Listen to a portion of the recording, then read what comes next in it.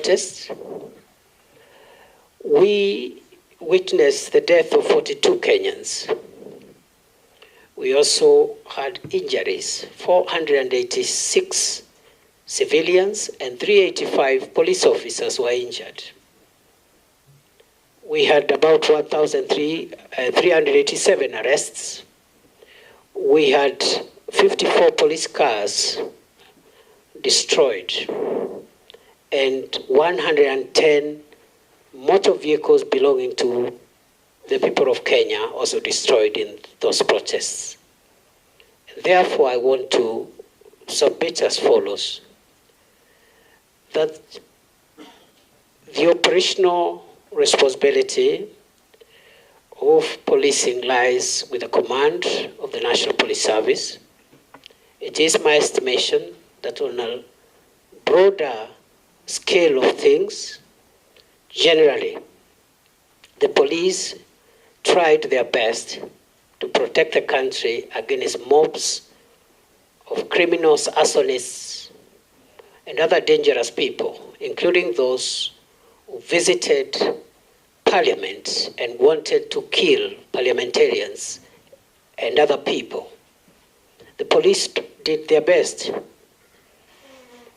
And in the event, as it is possible, that any officer went beyond what is allowed in terms of the use of force, it is now the work of the Independent Police Oversight Authority and other accountability agencies to help the country to bring to closure the issue of justice for excess use of force. I want to submit as follows, Mr. Speaker, that even beyond the police having independent operational command, the issue of the use of firearms by a police officer is individual. If you read the National Police Service Act and the Schedule 6 to that Act, every police officer has individual responsibility on how they use firearms. You cannot, the Inspector General of Police will not be there to tell the police, the officer, shoot this one, don't shoot this one. There will be an operational order that will generally guide the police officer. So the accountability of the IG will be on the operational order, which is publicly available, whether that operational order met the constitutional threshold, but the use of force by individual officers is an individual responsibility issue.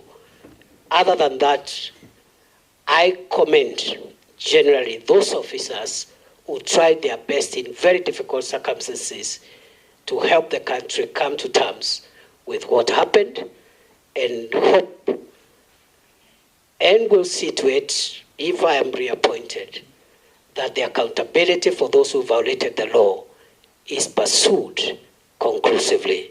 I submit.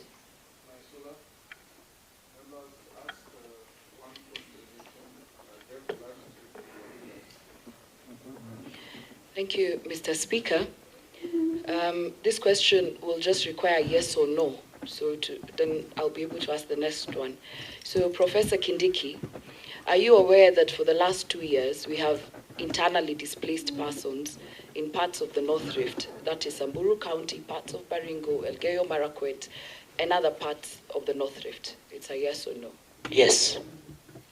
So if this committee finds you suitable to hold this office again, what measures will you put in place to see that these families go back to their homes, and especially school-going children will go back to school and people can go back to their homes and live peacefully?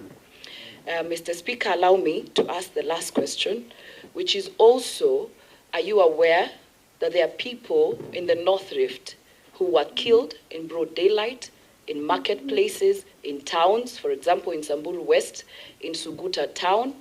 There have been abductions, and this current administration, which you served in, during its campaigns and has continuously said that you will not have issues of abductions, issues of extrajudicial killings, but I want to put it across to you that it has been happening. There are people in those counties who are missing to date. They have been abducted.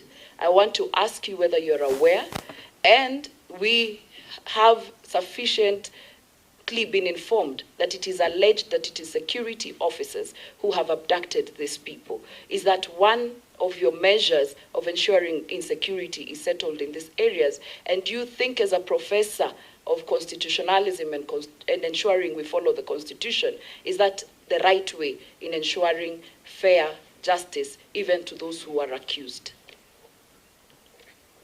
Professor? Mr. Speaker, now that the kinetic operations that we launched in February 2023 has yielded significant fruits, the issue of the North Rift will not be complete until those that were displaced because of the violence meted upon them by bandit groups and gangs are returned to their homes. And therefore, it is going to be my priority, if I am approved by this House, to make sure that in line with the rights of every Kenyan under the Constitution and the relevant instruments, including international instruments on the prevention of internal displacement, we're going to resettle, facilitate the resettlement and reintegration of all communities that were displaced by the menace of banditry. Secondly, I've been asked to respond to the allegations about abduction. During my tenure as minister, I made it clearly, to the police that abductions, extrajudicial killings, and extra-constitutional means of apprehending offenders is against government policy, is against the Constitution, is against international law. I must hasten to say my observation, because I've been in the front line more than any other place, especially in North Rift, in northern Kenya, and the Boni Enclave. The officers who served in the special units in counter-terrorism and counter-banditry, the formed-up units have been quite professional, generally. But just as I've said in the previous question, in the event there are any infractions, there are any reported infractions and excesses by the special forces that are helping us to fight banditry, again, IPOA and other accountability mechanisms must be put in place to ensure that we do not spoil the very good work that is being done by our officers in the front line. Some of them have died, others have lost limb, officers have been destituted. Chairman, I was saying that, the nominee is a professor, and professors teach in the university, so he can answer questions like someone who's in class teaching us. I was requesting through the chairman that he can do faster. Chair. Professor, be concise and precise and to the point. I submit. Thank you. Nelson, we'll just come around. Thank you, Honorable Speaker. Professor Kindiki, it's unprecedented that twice in 2 years we've had to apply Section 241 of our Constitution in deploying our officers, our military officers, to back up the police, both to quell the protest and initially sent to the North Rift. What exactly is the state of our police force. There are so many things that are flying around gossip that, number one, our officers, police officers, could be demoralized. Number two, is there a situation that you feel the police at some point are very hesitant to execute some of the assignments they're given because of lack of morale? And you as a CS, the accusations that you've not helped in boosting the morale of our police officers. What exactly is the state of our police force? Professor? Mr. Speaker,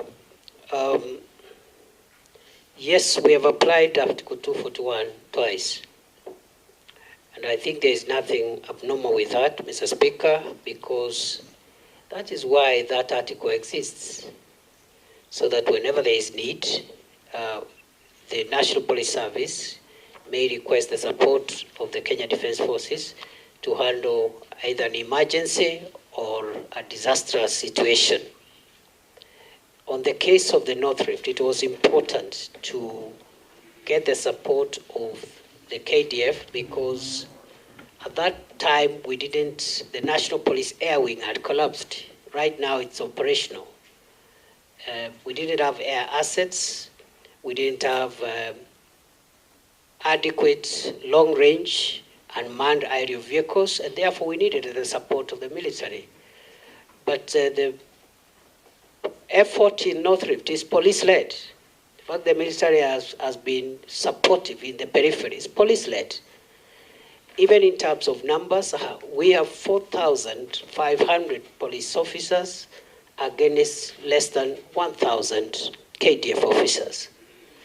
With regard to the recent emergency we had, again, what we had on 25th of June was unprecedented. And our calling of the KDF was simply to put them on standby should they be needed. And you've seen they have not been needed. But it was a precaution because the criminals who wanted to ban Parliament were also threatening to ban State House and other critical installations. So if that was not reason enough to put KDF on standby legally, I don't think any other situation would have met threshold, because what we faced in the last month, in our view, was existential threat, not just to the arms of government, but to the state itself. And therefore, the police is in good shape. There are issues of welfare, which we are handling. I've already mentioned about the salary increments, which we have started implementing. There's issues around housing. There are also issues about leave and so forth and so on. Medication, I've just talked about the hospital that we've established for them, fully fledged level 4 hospital. We have one for the border police again, which again we operationalized under my leadership in Kanyonyo for the formed up units. So yes, there is more to be done, but it is not true to say that the police force is demoralized. They have done a good job, and when it's necessary, we have called in the KDF in accordance with the law when we feel that the situation is an emergency. I submit. Hossein? I thank you, Honorable Speaker, for giving me this opportunity. Professor and Honorable the Chairman, I want to rely on section, I'm on this side, Professor. I want to rely on Section 6 and Section 7 of the Act in terms of suitability of the candidate the position he has been nominated. And in this respect, Honorable Speaker, I want to take the Minister in terms of suitability on his credibility in terms of respecting what he says, in terms of implementing what he says. Because this is the second time he's been given a chance.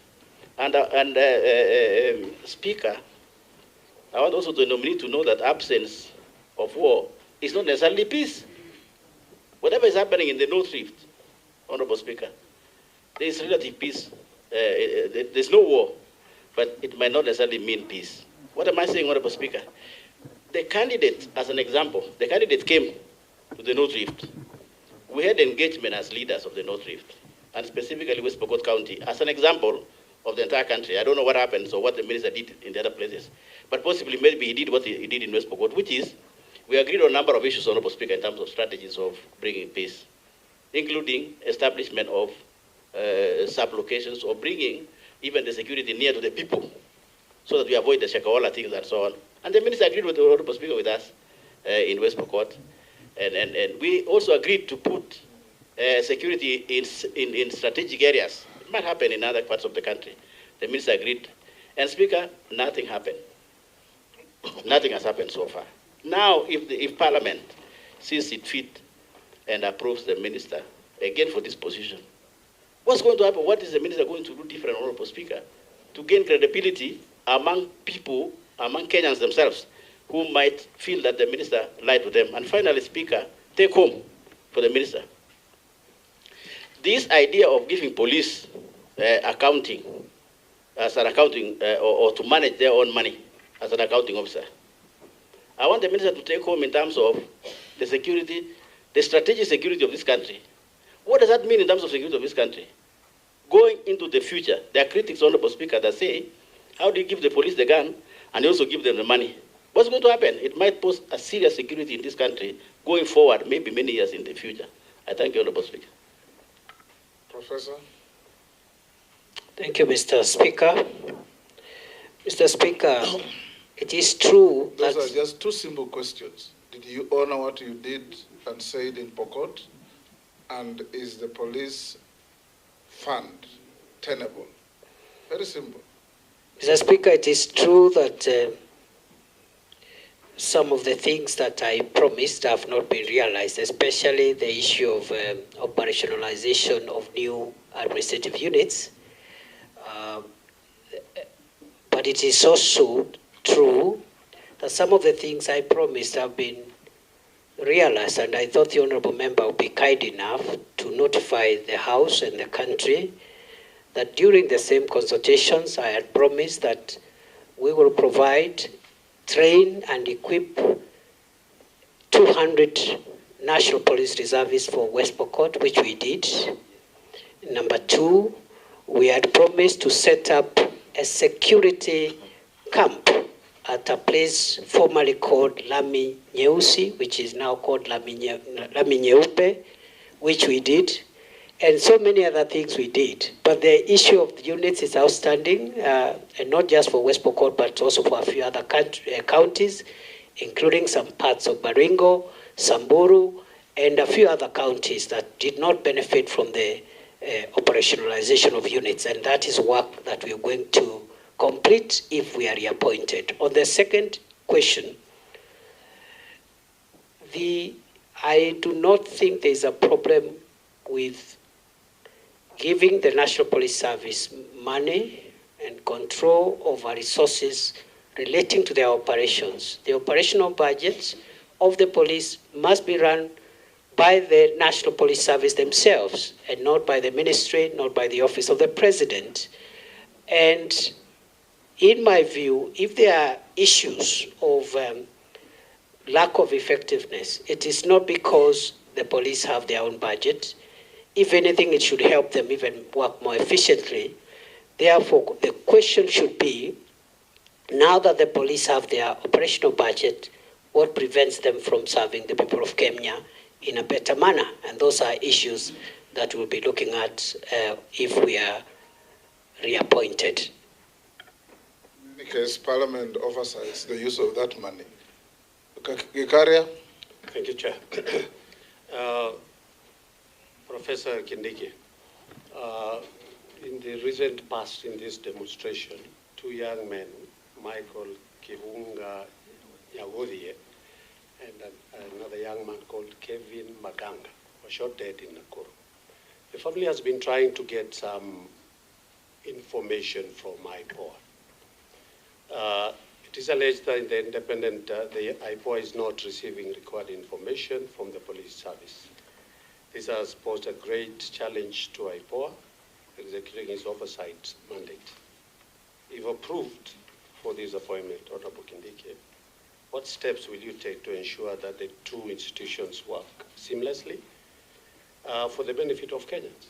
And secondly, how will you strengthen IPOA so as to execute its mandate?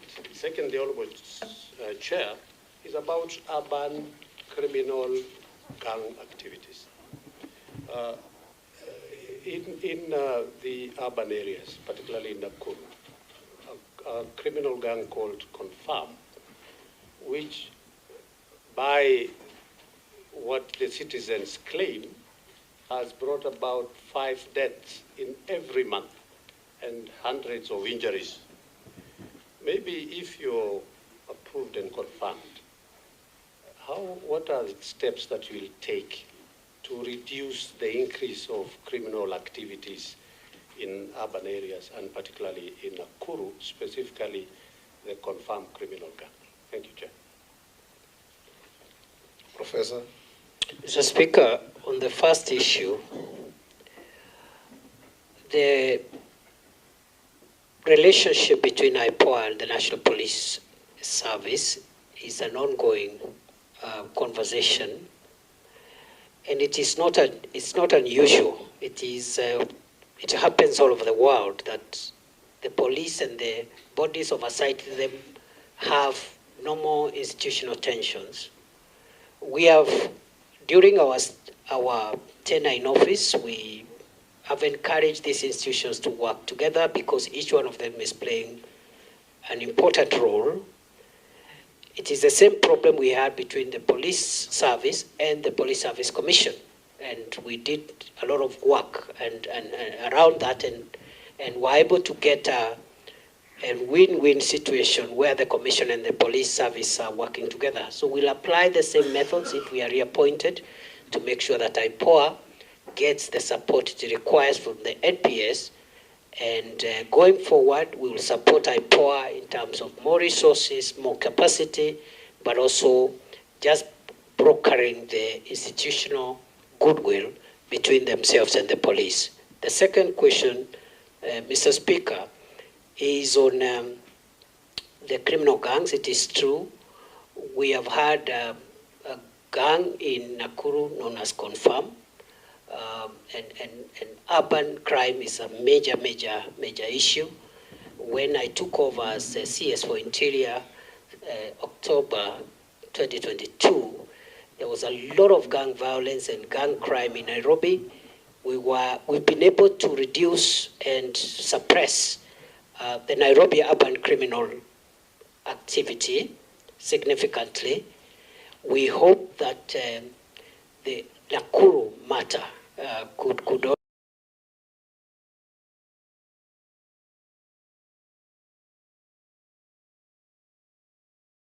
Nakuru County, and we had agreed that according to the feedback the leaders gave us, we needed to change the command because sometimes many of these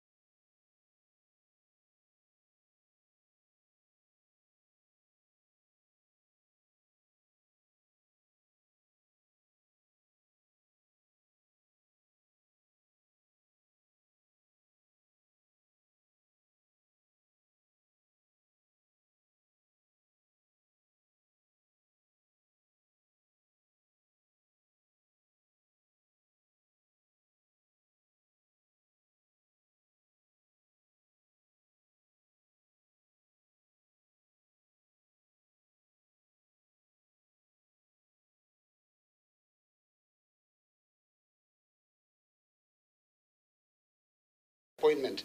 It's also important to note that during these demos that were held, a lot of from a gun can be traced. Why have we not seen arrests and arraignment in court of the police officers that are accused or that were involved in these shootings? Because that would appease the public a little bit. Allow me, Mr. Speaker, to also point out that the CS has had, the nominee has had a very illustrious career. And, PhD, done consultancy all over. And when you are here for the approval hearings in 2022, after all those many years of working, your wealth was at 544 million. Now, 2 years later, your wealth now is at 694 million. That is a whopping 150 million shillings more. Maybe you could explain to us, is this increase probably related to the office that you hold? It would be important for us to know. And finally, Mr. Speaker... Too many questions, Robert. Mr. Speaker, just one last one, because we are doing very well with time, Mr. Speaker.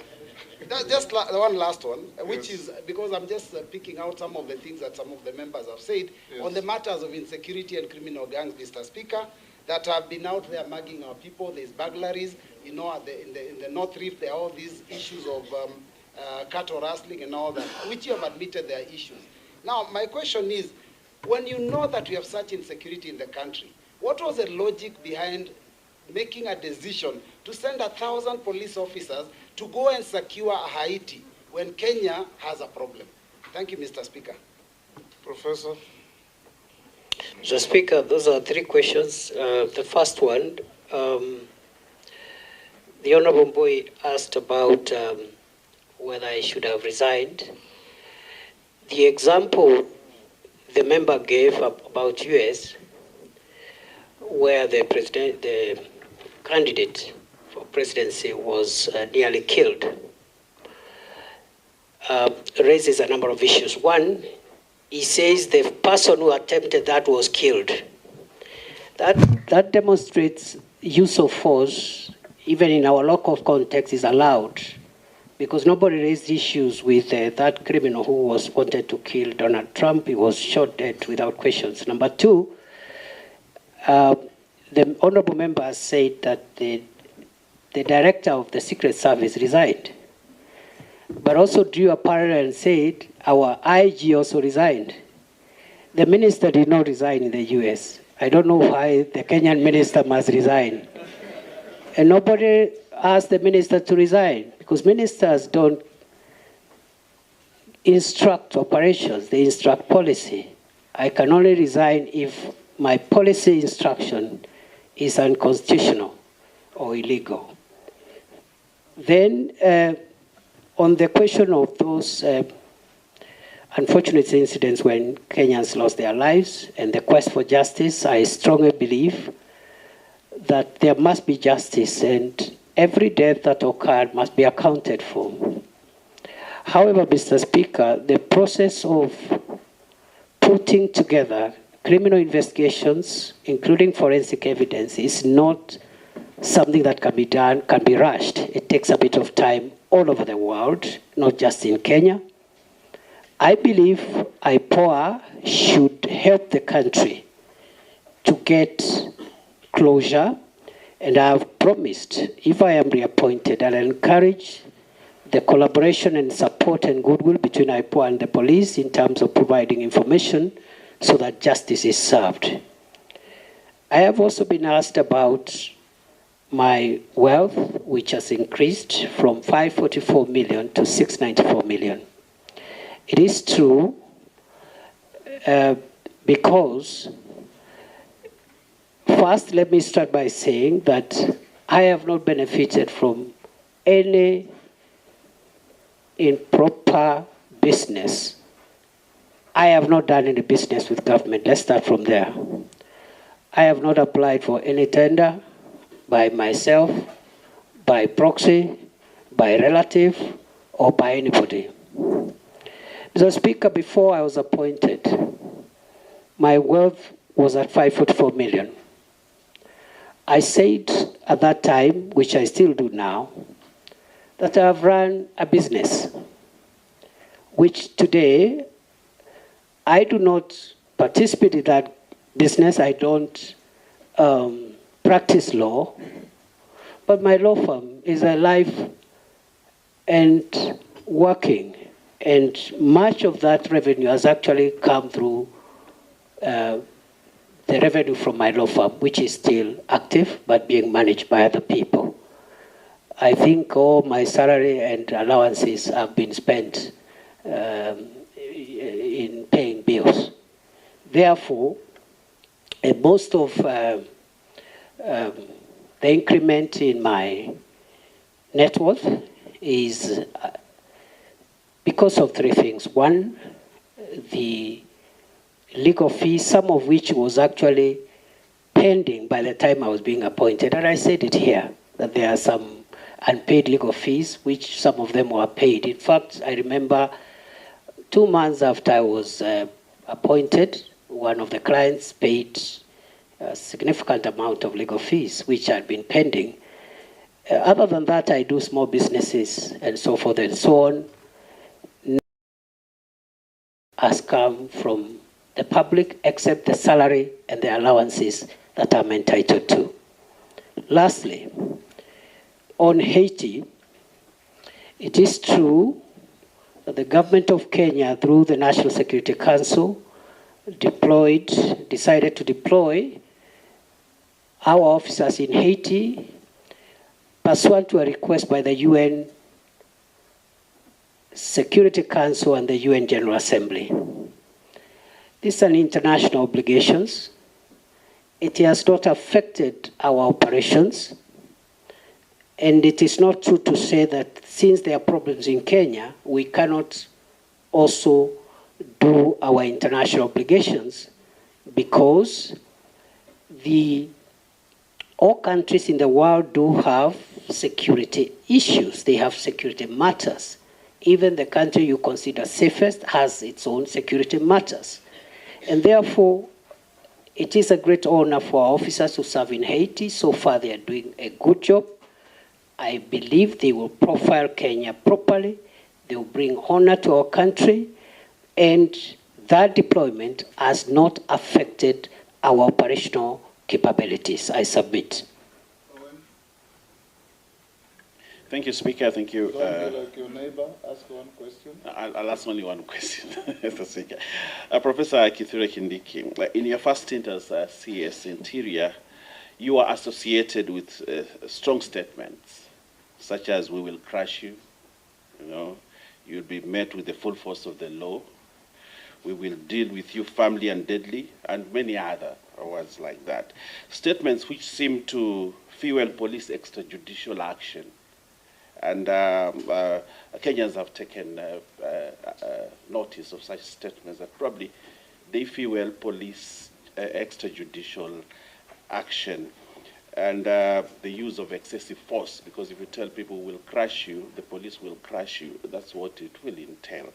As you see now, there's a new awakening in this country about what public officers are saying. How different will you be if we approve you? Secondly, you are also the civilian face among the police and the security organs that we have.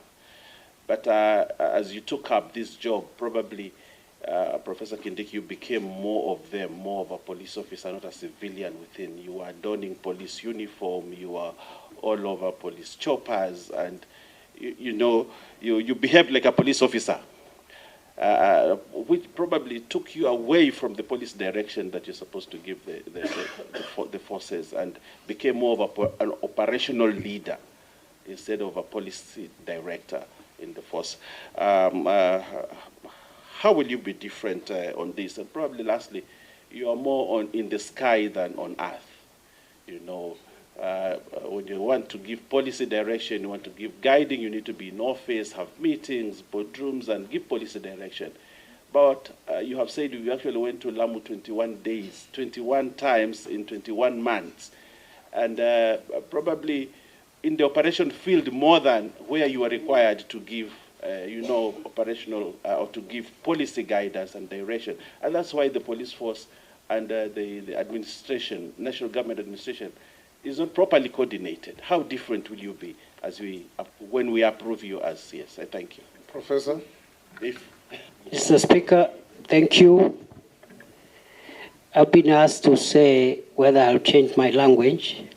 Mr. Speaker, I need to clarify that it is true I have used very, very unique language. But, Mr. Speaker, this is security language. And the people I address when I use those terminologies are not the law-abiding citizens of Kenya. The people I address with that difficult terminology or unique terminology are terrorists, bandits, organized criminals. Those are the people I tell will crush you, and I mean it. Last time I appeared before here, the member for Samburu West asked me what I will do in Kurkur and other places when criminals descend into gorges, and I'll say I'll flatten the gorges. We've done a bit of that. There were places in Baringo, Corcoran Hills, a place called Tandare, a place called Ngelecha, and in Samburu, the Malaso Valley and other places, where criminals would always retreat and have a field day, operate from there. We've neutralized them and removed them from there.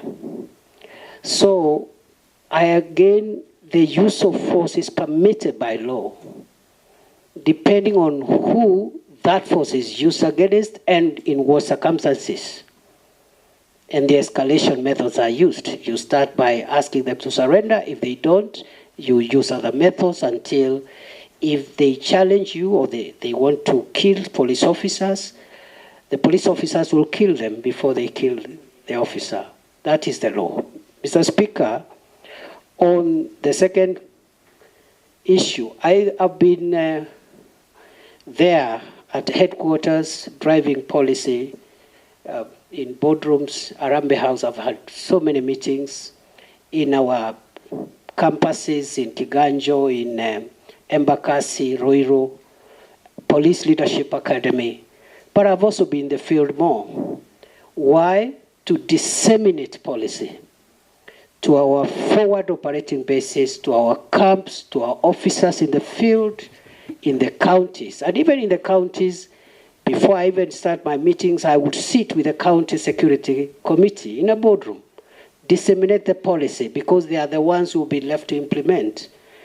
And I have also been in the most dangerous spots in our territory with our officers in the front line. Why? To give them moral support, that we have not posted them there to die.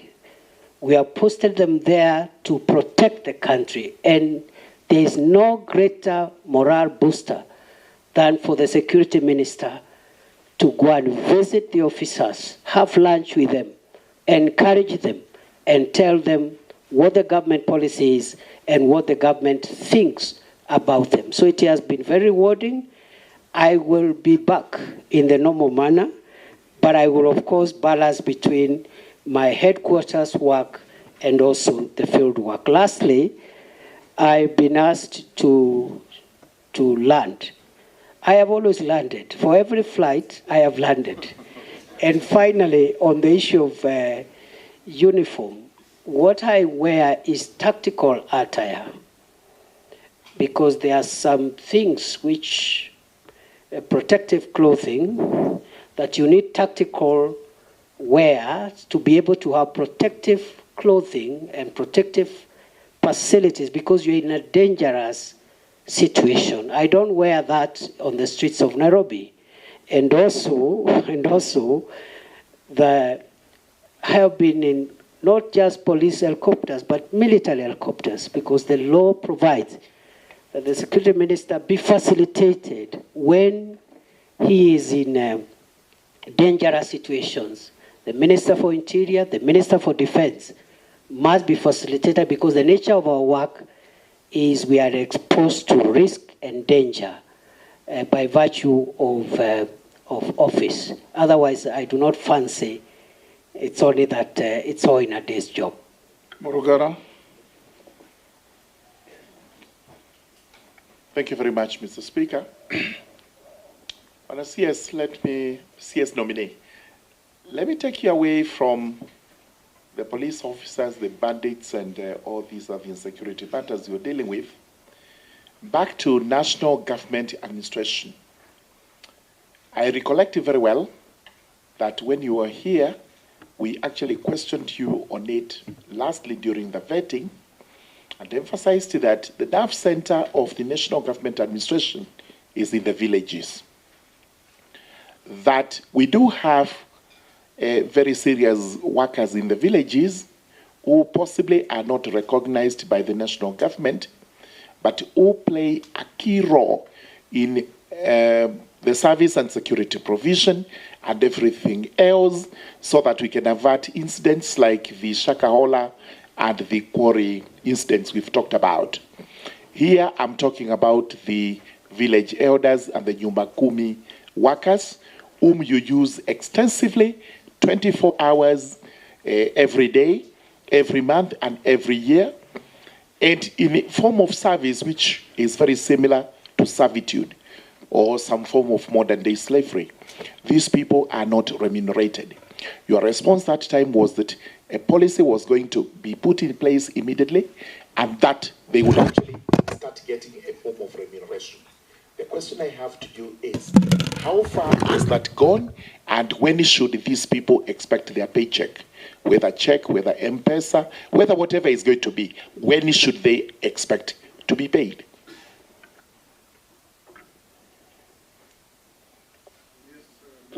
Mr. Speaker, sir, we have finalized the Village Elders Bill 2024.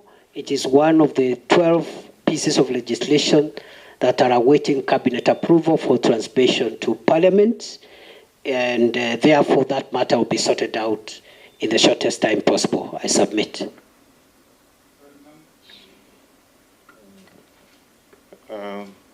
Waziri, I want you to again go back to Haiti, where we actually deployed almost 600 police officers. My fear now is that with what is happening around there, the fact one of my voters at home has one of his son actually deployed. And the question is, how secure? Do you have special security, insurance for this particular, just in case something has happened? Of course, that has led to a deficit of police officers. That's why when you had demonstration here, you had to get in the army because we don't have enough police officers, because some of them are away. Secondly, I also have had a case in North Rift. In fact, my colleague is just walking in. The North Rift, where you have this police reservists have been disarmed, and yet we have problems in North Rift. And those are my borders, and we have that problem. And yet you have actually disarmed the police reservists. What are you doing about that? Professor will take Dawood, note the questions. Thank you, Mr. Speaker. The CS nominee, you have promised regarding passports a couple of times, and you know passports are the most important. You initially said within a day, within a week, within 2 weeks, but apparently the passport issue has not been sorted out. The other issue is regarding the IDs. Your department has rolled out that IDs will be 10 years, whereas we have known all along IDs did not have an expiry date. What informed the decision for that one? Because now we've got Maisha number, which has been already declared unconstitutional. But what was the point of launching Maisha number when we had a Huduma number which did not work? So now, first was we've got the original ID. Now Huduma number, now Maisha number. So aren't we confusing everything? Can't we have just one, the ID to be upgraded instead of all those, and data protection? Thank you, Mr. Speaker. Professor, you can answer those from Ferdinand and Rahim. Mr. Speaker, with regard to the question by the member for Kwanza, Haiti is a United Nations mission. Therefore, our officers are covered, insured, paid for by the United Nations, and therefore there is no cause of alarm. But it's also good to report good progress so far, because the officers, they have been able to get part of the critical infrastructure, the port, the airport, the main police station have been recovered, and the hospital have been recovered from the gangs. And some of the gang leaders who were taunting us before have even signed for peace and are willing to engage. So they are doing a good job. We are praying for them. We hope there will be no untoward incidents. With regard to the second issue from the member for Kwanza, it is true we disarmed 400 National Police reservists who were serving in Trans Nzoia. And there was a reason, because the NPRs were being misused. Number two, Trans Nzoia is fairly peaceful, except along the border, small issues. So we will be vetting and returning on a needs basis a smaller number of NPRs, but the number of 400 NPRs in Trans Nzoia was disproportionate with the challenge that we have in that county compared to other counties that are a little more needy. Then finally, the member for Imenti North asked about passports.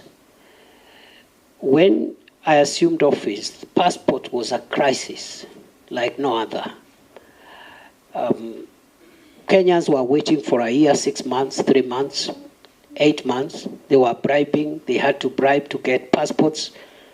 We had no printers, and so forth and so on. Today, we have not only paid the pending bills to the suppliers, we have enough printing equipment for personalization of passports. We have even upscaled our system, that is the ICT system, and we have cleared the backlog from 784,000 when it was at the highest, and today there's no backlog. We are issuing passports within 7 days, starting 1st of August, today. That was our deadline. We complied with that deadline 4 weeks ago, at the beginning of July. Our next deadline is therefore to bring the passport waiting period to 3 days by 1st of November this year. And we are on course. I am very happy. This is one area where we've made a lot of progress. Of course, there are small challenges here and there. We believe that we've not eradicated corrupt staff completely.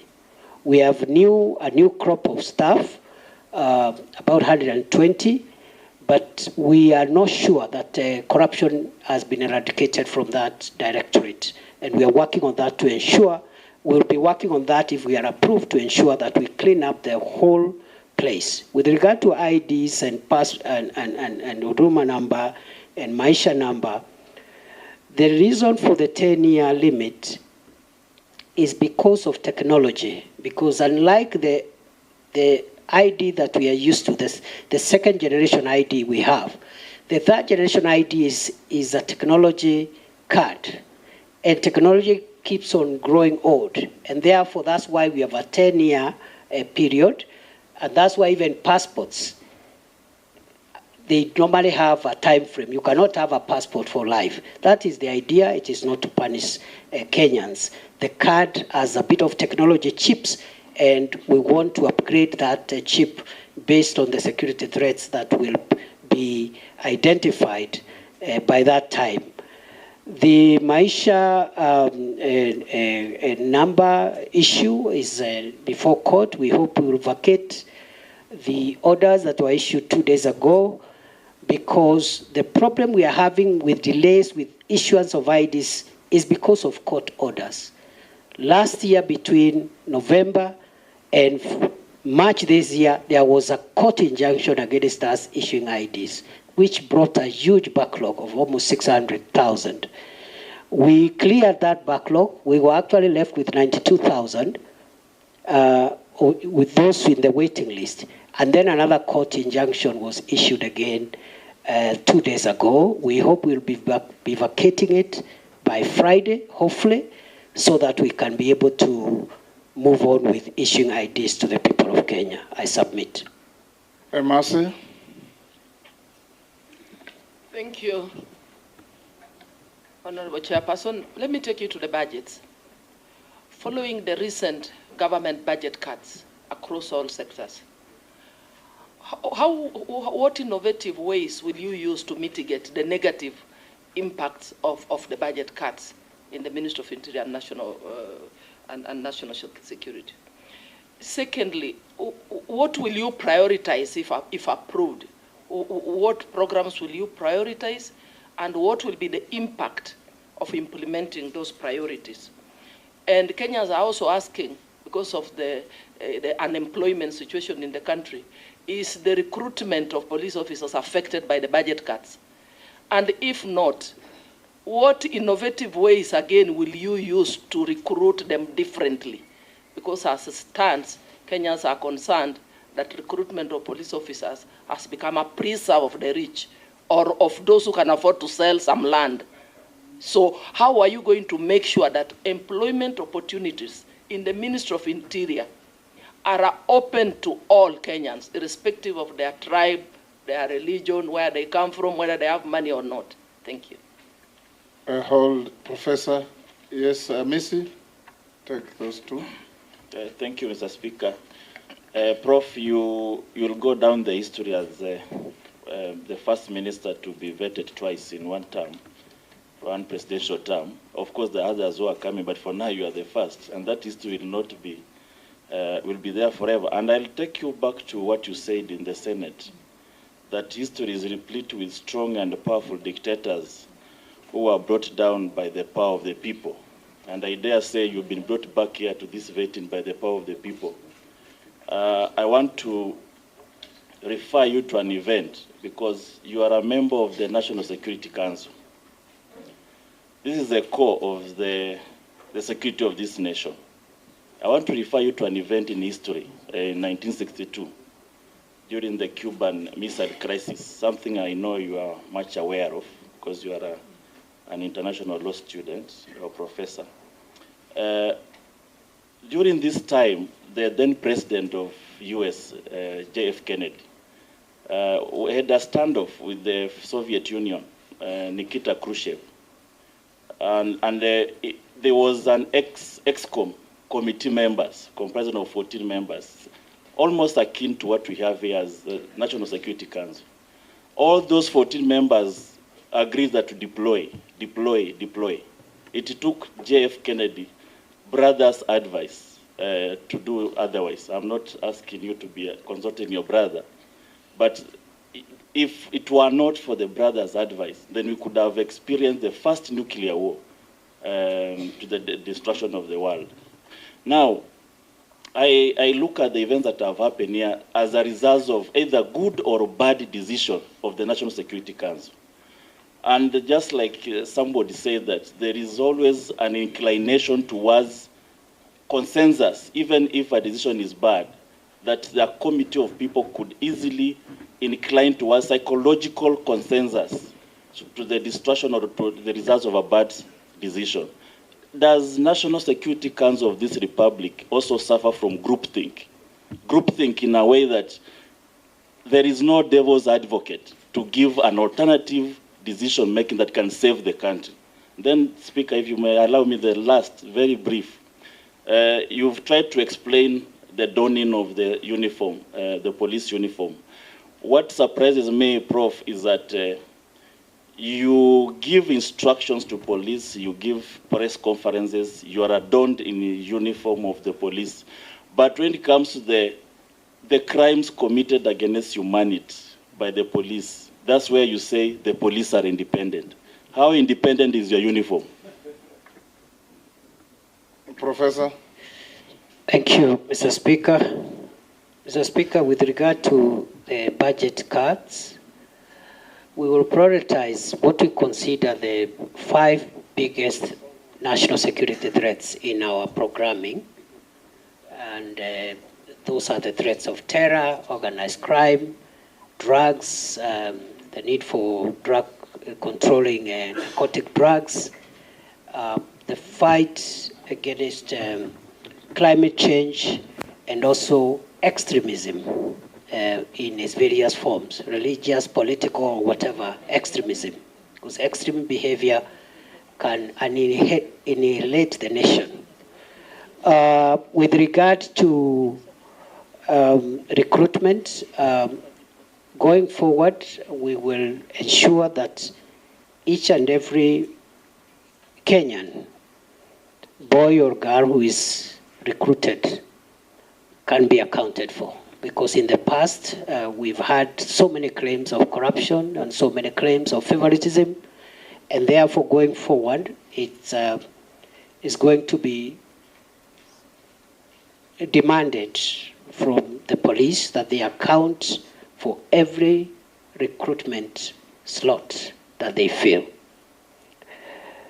We have a big problem of corruption in the country, and we hope the National Police Leadership Academy and the programs we want to put there as we look for succession management and new managers of security will be able to fight corruption in the National Police Service. Mr. Speaker, the Honorable Amisi asked me, I think the first was just a comment. He said, I've been brought here by the power of people, and I want to say happily, yes.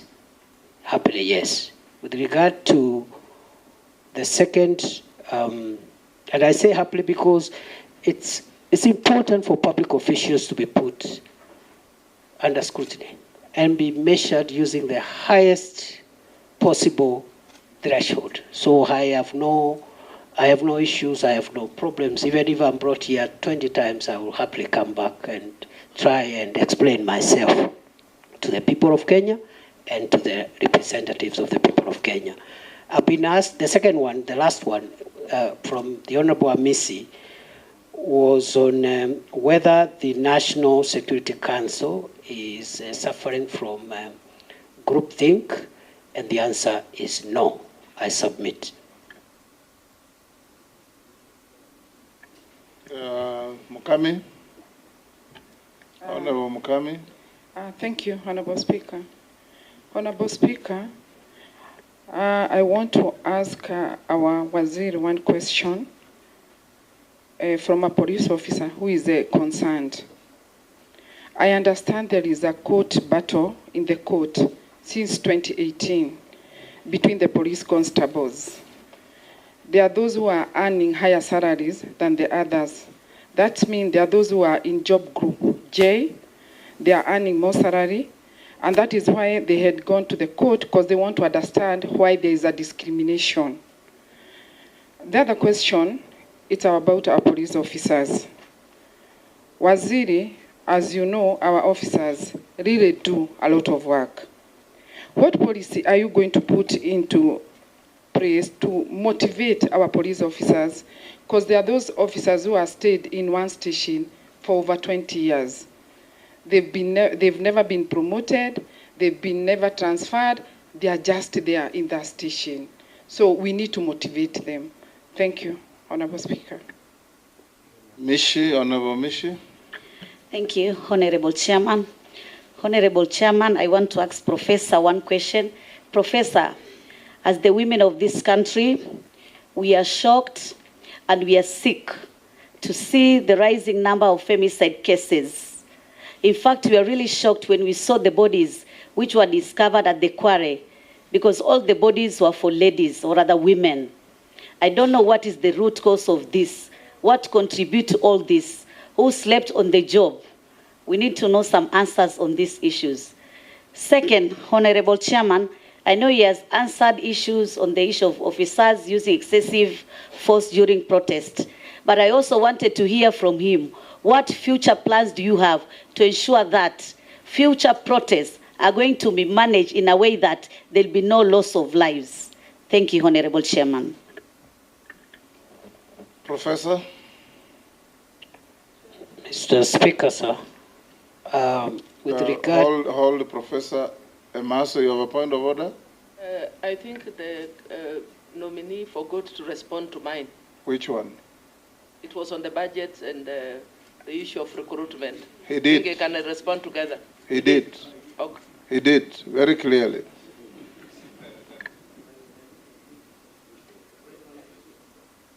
I not was misleading you to raise that issue. Mr. Speaker, with regard to the police officers who have been in court about salaries, mainly these were graduate police constables, people or officers who joined at constabulary level. During their time, they went to school and studied for a degree. They have been arguing that they need to be taken straight to inspectorate. And there has been a long court battle. As soon as that court matter is settled by the apex court, we'll implement whatever decision will come from our judiciary. With regard to that matter going forward, we will implement the recommendations of the Maraga Task Force, which creates two-tier police service where you can serve in the lower ranks, and the academic requirements are different. You serve from constable to senior sergeant, or you enter the police service at inspectorate level if you are a graduate as a cadet, so that we professionalize a little more the police service and also expedite leadership generation through cadets who can assume responsibility as OCSs and commanders at county level and so forth, to avoid a situation where you have officers seeking to extend their time in office senior levels simply because of a lack of generation of younger commanders. With regard to the motivation, we are working with the National Police Service Commission, and if I am approved, I will proceed with this discussion to provide a clearer policy on promotions, transfers, and some form of reward system which will help motivate our officers. At the moment, before I left office, we were implementing the 3-year transfer policy. I think we were at 45% compliance because of the logistical and the financial implications. If I am reappointed, if I am approved by this House, I will complete that 3-year transfer policy to make sure that it happens. And also, we will have a fast-track promotion arrangement for officers who do very well. For example, if you're a county police commander, you help in reducing crime, you help in fighting femicide, you help in fighting you have certain targets which you meet. You should be promoted faster than somebody else who is in the same level, but their performance indicators are in the negative. Finally, I've been asked 2 questions by the Honorable Mishimboko. The first one is on femicide. It is true, the cases of femicide we are seeing are worrying for the country, and it's also true we have critical gaps, especially at the lower levels of our policing and security apparatus, both the National Intelligence Service, the National Police Service, and also NGAO. And those are things that we need to work on to avoid situations like what we are seeing. The incident that happened in Kware is quite devastating, quite a grave breach of the security of our women, and it's something that I'm taking with all seriousness. Finally, what plans will I have if I am approved by this House to ensure that we do not have loss of life when citizens exercise their right under Article 37? I will be finalizing for publication the guidelines under the Public Order Act, the one I explained earlier, not to take away the light, but to facilitate, to create an environment where it can be enjoyed, to create responsibility on those who are having protests. Because if you say you have a protest to Parliament, for example, and the designated area for protests can only accommodate 1,000 protesters, you cannot say, I want 2 million protesters outside Parliament, because it's not feasible. So we'll have to give those guidelines so that as Kenyans can enjoy these rights while respecting the rights of others in accordance with the Constitution. I submit. Sharia? Thank you, Chairman. CS nominee in the Court of Public Opinion and in some independent surveys done in this country, the Ministry of Interior and National Administration has been identified as the one with the highest prevalence of corruption in this country. How do you intend to address this menace if approved? Let's take Honorable Russ also. Thank you very much, Honorable Speaker. Professor, when a Kenyan reads a Gazette notice of Kenya Gazette, they will tend to believe that is the true reflection of a policy direction from government. In March this year, you closed the Ilo gold mine in Moyale, that it will be closed for 30 days, following the skirmishes that had taken place. But since then, over 30 lives have been lost, including that of security officers. That particular area has turned out to be a black market for mineral entrepreneurs, and the citizenry have generally lost faith in government and also in the security agency. My question to you, if the House approves your nomination, what is it that you are likely to do to reaffirm the community's faith in that the government does what it says it will do, and also that the security of that area, because Dabel has the inhabitants community, that the security is restored. Secondly, Honorable Speaker, those of us who come from the border areas, we have very porous borders. There's influx of arms, contraband, drugs, and also illegal immigrants. But what we are experiencing also is so many roadblocks and checkpoints.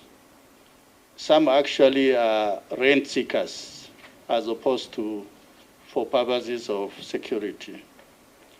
Professor, if the House approves your nomination, what is it that you are likely to do to ensure there is security for Kenya, but also the communities that are traversing or traveling on those roads are not, to an extent, inhumanly disadvantaged?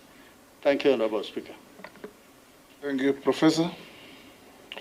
Mr. Speaker, with regard to the question by the Honorable Shrie, It is true, corruption is a big cancer in the National Police Service, in the public sector of our country, the 2 levels of government, and the 3 arms of government. In our assessment of national security threats that are existential in nature, I have said earlier we have identified 5 existential threats to our country's future. Terrorism and violent extremism is one of them. Banditry and other organized crimes is the second. The third one is the problem of narcotic drugs, psychotropic substances, and all that goes with that. The fourth one is climate change and how it is creating disruption of livelihoods and breeding conflicts among communities. The fifth one is corruption. And therefore, going forward, if I'm reappointed, I am going to escalate programs, policies, and measures to eradicate corruption within the organs of the national security that are within the Ministry of Interior, but also propose for the rest of the country, the rest of the government and public sector, measures that can help us secure the country, because it's no longer an issue of the corruption by the police. It's an issue of corruption being able to actually threaten the country's future. And therefore, corruption is top 5 of our national security threat. Lastly, I've been asked about, by the Honorable Didoraso, about Hilo. It is true. Hilo gold mine in Dabel, Moyale, we closed in March for 30 days, but we've extended those orders. We have identified that area as a disturbed area because we lost some people there who were fighting over mineral rights, mainly illegal miners who had come, even some of them from other countries. So we closed it on security considerations. We are in talks with the Ministry of Mining to see how an orderly resumption of mining activities can happen. I was there physically in June. I was planning to go back in July before this happened. In the interim, we have lost a few people because of illegal activities around there, even as we speak, on a very low scale though. We even lost 2 police officers in the last 2 weeks. So as soon as if I am approved, as soon as I'm in office, I will prioritize the Dabel issue to ensure orderly resumption of lawful mining activities to the benefit of the communities that are there. With regard to borders, the multi-agency roadblocks we have, especially the one in Archer's Post, the one in Mombasa, the Garsen-Malindi Highway, all the multi-agency roadblocks are working well, including the Kanyonyo one, the one on Garissa-Mwingi, Nairobi Highway. What the criminals have done, those who smuggle arms and aliens and drugs, they are using alternative routes. What am I going to do? The same multi-agency approach that we have used on the main highways. We will increase our surveillance and put multi-agency effort, not necessarily roadblocks, but patrol teams by our special forces on the alternative routes that drug traffickers, human traffickers, and other criminals are using to harm our country. I submit. Honorable Mule.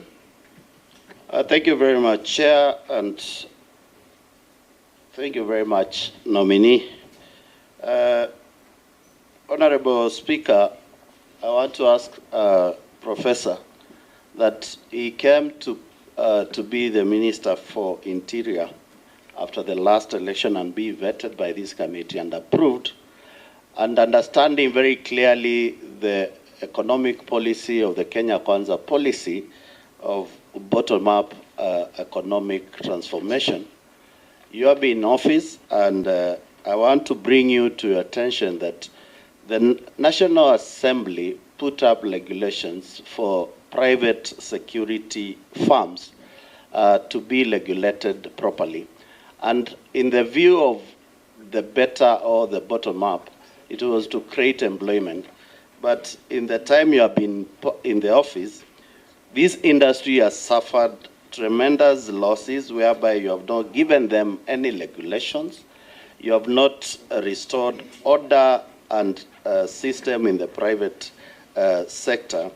And I would wish to know exactly what are you going to do. These private companies have been providing employment to more than almost 1.5 million Kenyans, and they could do better if the government enables proper regulations to create that. And you revoked the license of the Private Security Regulatory Authority, whereby 9 companies plus in this country have not been able to create employment. Are you in the tandem of the idea of creating employment or making sure that there is no more employment and reducing the tax collection for the government? Because that is in your docket whereby you need to create environment. And being the last person, Mr. Speaker, I would wish to ask the CS to give us a number of activities he has participated in pro bono work in this country, preview to being a CS or after being nominated as a CS in this country. And last but not least, CS, the issue, I'm the last one, so I just want to give him 10 minutes to respond to me. The nominee, the issue of ID in this country is really, really alarming, especially to the young people who are intending to join institutions of higher learning. And I can assure you, quite a number of them, they are not able to register or for admission in the Institute of Higher Learning. What can you do better to make sure that every young people, and especially the Gen Zs, immediately they are clearing their secondary school, they acquire their IDs at the tail end of their Form 4? Why do we have to wait for them to get out to the field and start struggling to get this opportunity? What collaboration will you do with the Ministry of Education? By the time these young people leave school, they already have an ID. We don't need to wait until they get out here to start struggling. What measures are you going to put if, and I'm using the word if carefully, you'll be approved by Parliament and this committee? Professor. Mr. Speaker, sir, the private security regulations emanated from our ministry, of course, were presented to National Assembly for approval. So those regulations themselves speak to the fact that we've been actively involved in generating policy, guidance, and framework for this very critical sector. In fact, it is my belief, having interacted now with the ministry for 21 months, that the private security, if a little bit regulated in terms of the curriculum and the kind of content those that are recruited there go through, can help us in providing security for some of the private and not so critical installations. And we can vet some of the deserving cases to even be armed, so that instead of having a police officer manning a supermarket or even a bank, sometimes like it happens in Uganda and other countries, you can have very qualified private security people vetted and armed to supplement the work of the police, so that we don't overstretch the national police officers. On the second issue from the Honorable Mude, it is true that the Private Security Regulatory Authority had revoked 9 licenses. The 9 companies appealed to the Cabinet Secretary, and I reversed that revocation in accordance with Section 43 of the Act. So those licenses that were revoked, they were reinstated on appeal. Then the issue of pro bono work. Pro bono work, I understand it to mean unpaid work. That's the understanding of pro bono work from my very limited legal background. I don't know, like which one now, maybe in church or at home or where. Because since I became minister, I have no free time to do anything. I have no time to do anything. I hardly sleep. I hardly have a weekend. Night and day are the same for me.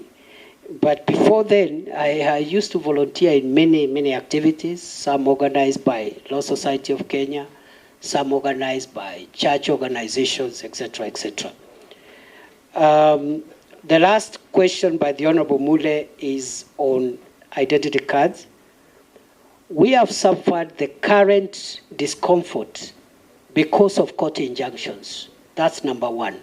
Court injunctions for 4 months between last year and early this year, and right now there's even another court injunction. Number two, we have suffered the disruption because of change in technology from the 2nd generation ID to the 3rd generation ID. And I have explained the need for us to change the technology because the current ID we have, the 2nd generation ID, cannot be recognized outside these countries, cannot even be a travel document. The security features are very rudimentary, very basic. And therefore the move to new technology, better technology, more secure document has caused disruption. Court injunctions have also caused distraction.